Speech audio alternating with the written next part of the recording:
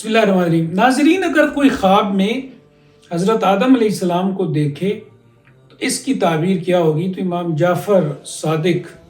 علیہ الرحمہ فرماتے ہیں کہ اس کی تعبیر بزرگی اور ولایت ہے، اور قرآن مجید کی اس آیت سے وہ یہ استدلال کرتے ہیں کہ وَعَصَىٰ آدَمُ رَبَّهُ فَغَوَىٰ، آدم علیہ السلام سے ایک نافرمانی ہوئی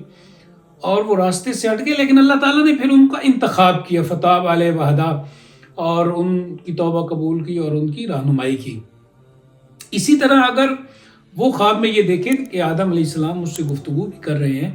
تو پھر قرآن کریم کی اس آیت سے کہ وَعَلَّمَ آدَمَ الْأَسْمَاءَ كُلَّهَا، کہ اللہ تعالیٰ نے آدم علیہ السلام کو تمام نام سکھائے ہیں، تو اس سے وہ یہ تعبیر لیتے ہیں کہ پھر اللہ تعالیٰ اسے علم بھی عطا کرے گا۔ یعنی آدم علیہ السلام اگر آپ کو خواب میں نظر آتے ہیں تو اس کا مطلب، اور آپ سے بات چیت بھی کرتے ہیں، تو اس خواب کی تعبیر یہ ہے کہ اللہ تعالیٰ آپ کو علم وہ عطا فرمائے گا، اور ظاہر بات ہے وہ ظاہری علم بھی ہوتا ہے، ہو سکتا ہے، اور وہ علم لدنی بھی ہو سکتا ہے جو اللہ تعالیٰ کی طرف سے بندے کو حاصل ہوتا ہے۔ وآخر دعوانا ان الحمد للہ رب العالمین۔